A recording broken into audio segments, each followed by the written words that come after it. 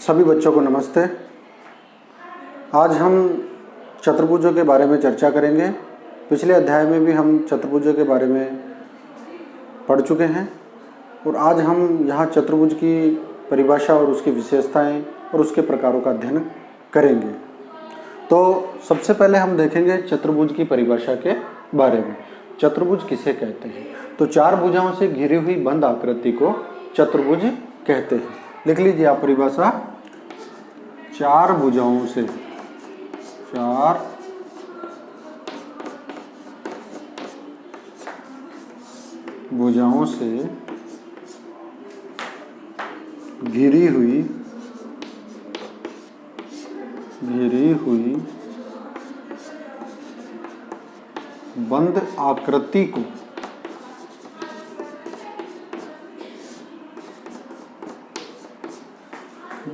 चतुर्भुज कहते हैं। चतुर्भुज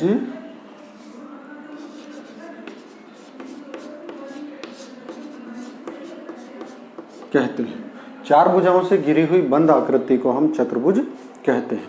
तो वह भुजाएं से बनी हुई आकृति होनी चाहिए और आकृति बंद होनी चाहिए, तो उसे हम चतुर्भुज कहेंगे। अब चतुर्भुज की आकृति कैसे होती है, हम आकृति बना लेते हैं सबसे पहले। तो आकृति बनाइए आप।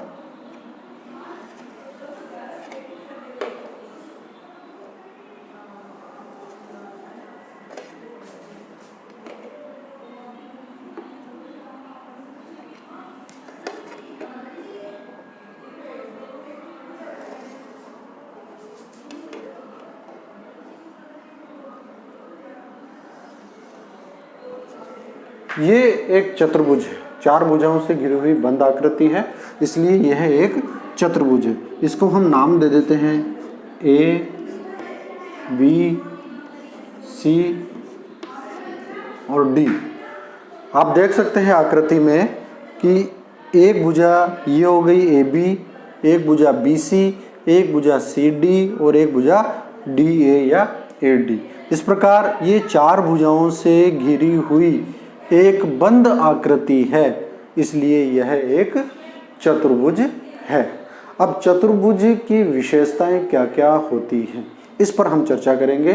चतुर्भुज की विशेषताएं तो देख सकते हैं आप यहाँ पे चतुर्भुज की विशेषताएं। चतुर्भुज की विशेषताएं यानी चतुर्भुज में क्या क्या गुणधर्म होते हैं, उन पर हम अभी चर्चा करेंगे। तो सबसे पहले हम चतुर्भुज की भुजाओं के बारे में पढ़ेंगे। सबसे पहले हम चतुर्भुज की भुजाओं के बारे में चर्चा करते हैं। भुजाएं। चतुर्भुज में चार भुजाएं होती हैं। तो यहां लिख सकते हैं हम, चतुर्भुज में चार भुजाएं होती हैं। चार भुजाएं होती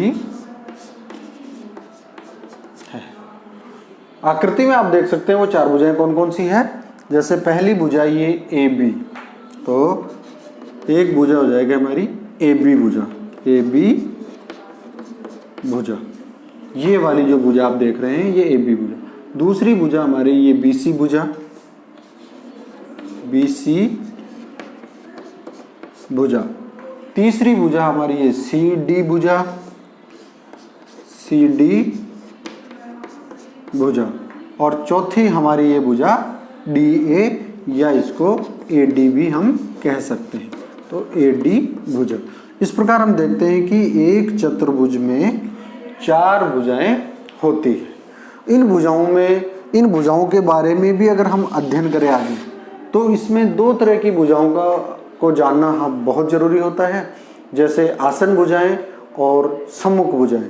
तो अभी हम इसमें देखेंगे कि आसन भुजाएं कौन सी होती हैं और सम्मुख भुजाएं कौन सी होती हैं। तो देखो, सबसे पहले हम देखते हैं सम्मुख भुजाएं। सम्मुख भुजाएं।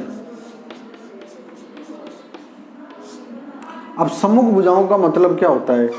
सामने वाली भुजा, यानी आमने सामने की जो भुजाएं होती हैं वो एक दूसरे की सम्मुख भुजाएं कहलाती है। तो अगर हम इस चतुर्भुज की बात करें तो इसमें दो दो जोड़े ऐसे हैं जो एक दूसरे के आमने सामने हैं, अर्थात सम्मुख भुजाएं हैं। जैसे मान लीजिए मैं कहता हूं कि ये ए और बी भुजा है, ए बी भुजा है, ये ए बी भुजा है, तो इसकी सामने वाली भुजा यानी ये वाली भुजा, ये भुजा ए बी भुजा और इसके सामने वाली भुजा ये वाली भुजा यानी डी सी भुजा इसकी सम्मुख भुजा है। तो ए बी भुजा की सम्मुख भुजा कौन सी होगी? सम्मुख भुजा होगी डी सी। यहां आप ध्यान देना कि ए बी भुजा की सम्मुख भुजा है डी सी, इसी प्रकार डी सी भुजा की सम्मुख भुजा है ए बी, यानी ये दोनों जोड़े एक दूसरे की सम्मुख भुजाएं कहलाएंगे। इसी तरह से अगर हम इस भुजा की बात करें, ये भुजा इसके सामने वाली यानी डी ए भुजा इसके सामने वाली ये सी बी भुजा होगी। जैसे मान लीजिए ये ए डी भुजा है, तो ए डी भुजा की सम्मुख भुजा कौन सी होगी? सम्मुख भुजा ए डी भुजा के सामने वाली भुजा अर्थात बी सी, ये बी सी भुजा इसकी सम्मुख भुजा कहलाती है। देखिए बच्चों, आगे हम जब अध्ययन करेंगे इसके बारे में विस्तृत जानकारी प्राप्त करेंगे, उस समय ये सम्मुख भुजाएं और आसन भुजाएं बहुत ही महत्वपूर्ण है, जो बार बार हमारे सामने ये शब्द आएंगे, ये नाम आएंगे, तो इनको जानना बहुत ज़रूरी है। तो हम जानने का प्रयास कर रहे हैं यहाँ पे। तो आप आसन सम्मुख भुजाओं के बारे में जान गए हैं कि आमने सामने वाली भुजाएं ही सम्मुख भुजाएं कहलाती है। अब इसी क्रम में आप देख लीजिए एक बार आसन भुजाएं।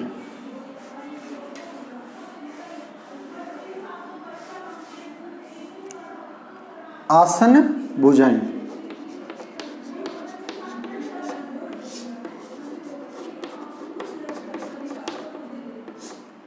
भुजाओं में हम पढ़ेंगे आसन भुजाएं। एक चतुर्भुज की आसन भुजाएं कौन कौन सी होती है, इसको पहचानना बहुत ही आसान है। आसन का मतलब होता है जुड़ी हुई भुजाएं। जैसे मान लीजिए मैं इस भुजा की बात कर रहा हूँ, ये ए बी भुजा है। अब ए बी भुजा की आसन भुजाएं कौन कौन सी हैं, यानी ए बी भुजा से जुड़ी हुई भुजा कौन सी है। तो अगर हम बात करें तो ए बी से जुड़ी हुई भुजा एक तो ये है बी सी, और एक भुजा है ए डी, तो ये इसकी आसन भुजाएं होंगी ए बी भुजा की। देखिए हम ले रहे हैं भुजा कौन सी? ए बी भुजा की, ए बी भुजा की आसन भुजाएं, आसन भुजाएं। तो ए बी ये भुजा है, इससे जुड़ी हुई भुजा ये है, अर्थात ए बी जो भुजा है उसकी आसन भुजा कौन सी हो जाएगी? एक तो हो जाएगी बी सी और एक हो जाएगी ए डी। इस तरह से आप देख सकते हैं कि ए बी जो भुजा है उसकी आसन भुजा बी सी और ए डी है। इसी तरह से अगर हम बात करें इस बी सी भुजा की, बी सी भुजा, देखो बच्चों बी सी भुजा की आसन भुजा कौन सी होगी? बी सी भुजा कौन सी है? ये भुजा बी सी। अब इसकी आसन भुजा का मतलब इस बी सी भुजा से कौन कौन सी भुजाएं जुड़ी हुई है। तो देखिए आप, इस भुजा से ये वाली भुजा जुड़ी हुई है ए बी, और इस बी सी भुजा से जुड़ी हुई है डी सी भुजा, तो ये भी इसकी आसन भुजा है। यानी कि बी सी भुजा की ये दोनों आसन भुजाएं कहलाएंगी, अर्थात ए बी और डी सी, ये बी सी भुजा की आसन भुजाएं हैं। इसी तरह से आप देखें डी सी भुजा की बात करें हम, डी सी भुजा, ये डी सी भुजा है। इस डी सी भुजा की आसन भुजा कौन सी होगी? अर्थात ये डी सी भुजा है, इससे जुड़ी हुई भुजा ये वाली भुजा है और इससे जुड़ी हुई ये भुजा भी है। तो डी सी भुजा की बात करें तो इसकी एक आसन भुजा तो ये हो जाएगी, अर्थात डी ए, और एक भुजा ये हो जाएगी यानी सी बी, ये इसकी आसन भुजा होगी। अर्थात हमने देखा इसकी आसन भुजा देख ली, इसकी आसन भुजा देखी, इसकी आसन भुजा देखी। अब हम देखेंगे इस डी ए या ए डी भुजा की आसन भुजा, ए डी भुजा की आसन भुजा, ए डी भुजा। इस ए डी भुजा की आसन भुजा कौन सी होगी? अर्थात ए डी भुजा से जुड़ी हुई एक तो ये भुजा होगी और एक ये होगी। अर्थात हम लिख सकते हैं कि एक तो ए बी भुजा हो जाएगी इसकी आसन भुजा और एक हो जाएगी डी सी।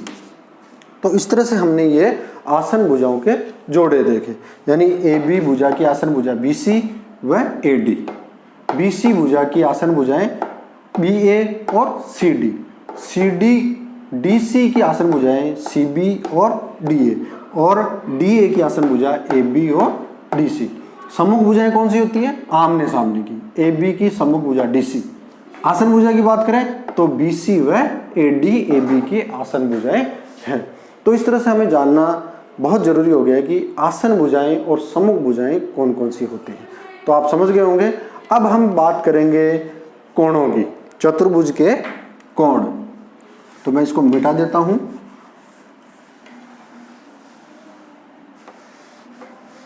नंबर 2 पे हम देख सकते हैं कोण। सवाल बनता है कि चतुर्भुज में कितने कोण होते हैं? तो सीधा सा जवाब है जितनी भुजाएं उतने कोण, अर्थात चतुर्भुज में 4 कोण होते हैं। चतुर्भुज में 4 कोण होते हैं। अब वो 4 कोण कौन कौन से हैं देखिए आप यहाँ पे। जैसे एक कोण ये हो गया, इसको हम लिख सकते हैं कोण ए। एक कोण ये है तो इसको लिख सकते हैं नंबर 2 पे कोण बी। एक कोण ये है, तीसरा कोण है कोण सी, और चौथा कोण हो जाएगा कोण डी। इस प्रकार हम देख रहे हैं कि चतुर्भुज में 4 कोण होते हैं। ये चारों कोण, कोण ए, कोण बी, कोण सी और कोण डी। इस कोण ए को हम इस तरह भी लिख सकते हैं, यानी ए आपको बीच में रखना है और जो इसके आसन शीर्ष है वो इसके पास में लिखेंगे। अर्थात जैसे मान लीजिए मैं लिखता हूँ बी ए और डी, यहाँ मैं कोण का संकेत लगा देता हूँ। तो बी ए डी अर्थात बी ए डी, किस कोण की बात कर रहे हैं हम? ए की, जो बीच में होता है उस कोण की बात करते हैं। इसको हम डी ए बी भी लिख सकते हैं या कोण डी ए बी भी लिख सकते हैं। इन तीनों का एक ही मतलब है कोण ए, क्योंकि यहाँ कोण ए है, यहाँ बीच में आ रहा है, यहाँ बीच में आ रहा है, तो जो बीच में होता है उसी कोण की हम बात करते हैं। अब देखिए कोण बी, ये वाला कोण बी अकेला लिखेंगे तो कोण बी लिख सकते हैं, या इसको हम लिख सकते हैं ए बी सी, कोण ए बी सी, यहाँ हम बी की बात कर रहे हैं। या इसको ऐसे भी लिख सकते हैं कोण सी बी ए, यानी बी बीच में ही होना चाहिए। इसी तरह से अगर आप इसको देखें कोण सी, तो कोण सी है, इसको कैसे लिख सकते हैं हम? बी सी डी, तो कोण बी सी डी, या कोण डी सी बी, यानी बीच में क्या है? सी है, तो हम सी की ही बात कर रहे हैं। अभी आप देखेंगे कोण डी। कोण डी की बात करें तो कोण डी है, या हम इसको लिख सकते हैं सी डी ए, कोण सी डी ए, या कोण ए डी सी, बीच में डी आना चाहिए। तो ये जो कोण है, ये 4 कोण एक चतुर्भुज में उपस्थित हैं। तो चतुर्भुज में 4 कोण होते हैं। अब बात करें कोणों की, तो इसमें भी वही आसन कोण और सम्मुख कोणों की बात आती है सामने हमारे। तो आसन कोण का मतलब जो जुड़े हुए कोण हैं, सम्मुख कोण का मतलब आमने सामने के कोण। जैसे बात करें कोण ए है, इस कोण ए के सामने वाला कोण कोण सी होगा, यहाँ कोण बी के सामने वाला कोण कोण डी होगा, तो ये कहलाएंगे सम्मुख कोण। तो यहाँ देख सकते हैं हम सम्मुख कोण कौन कौन से होंगे? सम्मुख कोण, देखो कोण ए व कोण सी एक दूसरे के सम्मुख कोण है। कोण ए व कोण सी एक दूसरे के सम्मुख कोण है। इसी तरह से कोण बी व कोण डी, ये दोनों एक दूसरे के सम्मुख कोण हैं। अर्थात बी का सम्मुख कोण डी और डी का सम्मुख कोण बी, ए का सम्मुख कोण सी और सी का सम्मुख कोण ए। अब आप बात करें आसन कोणों की। आसन कोण, आसन कोण, अब यहाँ हम चर्चा करें, अगर कोण ए है तो इस कोण ए के आसन कोण कौन से होंगे? कोण ए के, तो ए के पास वाला कोण ये बी और ये डी। तो यहाँ कोण बी व कोण डी, कोण ए के आसन कोण है। कोण ए के आसन कोण कौन से होंगे? कोण बी व कोण डी। इसी तरह से देखिए कोण बी के आसन कोण कौन से हो जाएंगे जुड़े हुए से? सी और ए, यानी कोण ए व कोण सी, ये इसके आसन कोण है। इसी तरह से आप देख सकते हैं कि कोण सी, इसके आसन कोण क्या होंगे? कोण डी व कोण बी। इसी तरह से कोण डी के आसन कोण कोण सी व कोण ए होंगे। तो इस तरह से हम देख सकते हैं कि आसन कोण और आसन सम्मुख कोण व आसन कोणों के संबंध हम इसमें स्थापित कर सकते हैं कि कौन से आसन कोण होंगे और कौन से सम्मुख कोण होंगे। अब बात करेंगे, हम आगे चर्चा करते हैं शीर्षों की। तीसरा पॉइंट हमारा इसमें रहेगा शीर्ष, कि एक जो चतुर्भुज होता है उसमें कितने शीर्ष होते हैं। तीसरा पॉइंट लिख लीजिए आप, शीर्ष। यहाँ एक बात और बता दूं कोणों से संबंधित, कि एक चतुर्भुज के जो चारों अंतः कोण होते हैं उनका योग होता है 360 डिग्री और इसके बाह्य कोणों का योग भी 360 डिग्री ही होता है। तो चतुर्भुज वह बहुभुज है जिसके अंतः कोणों का योग व बाह्य कोणों का योग बराबर होता है, अर्थात 360 डिग्री होता है। तो ये चीज़ भी आप थोड़ा सा नोट करना, ध्यान रखना। अब बात कर रहे हैं हम शीर्ष की। तो चतुर्भुज में 4 शीर्ष होते हैं, 4 शीर्ष, अर्थात ये वाले कोने, ये ए शीर्ष, ये बी, ये सी और ये डी। 4 शीर्ष है यहाँ पे। शीर्ष ए, शीर्ष बी, शीर्ष सी, शीर्ष डी। इस तरह से हम देखते हैं कि इसमें 4 शीर्ष होते हैं। इन 4 शीर्षों में भी वही आसन शीर्ष और सम्मुख शीर्ष को की चर्चा करेंगे। तो आप समझ गए होंगे कि ए शीर्ष का सम्मुख शीर्ष कौन सा होगा? सी। शीर्ष बी का सम्मुख शीर्ष होगा डी। आसन शीर्ष की बात करें तो ए शीर्ष का आसन शीर्ष होगा बी व डी, बी का आसन शीर्ष होगा सी व ए, सी का आसन शीर्ष होगा डी व बी। इस तरह से हम आसन शीर्ष व सम्मुख शीर्षों की भी जानकारी प्राप्त कर सकते हैं। चलिए आगे देखिए, आगे हम बात करते हैं विकर्णों की। तीसरा जो इसका गुण है या विशेषता है वो है चौथा विकर्ण।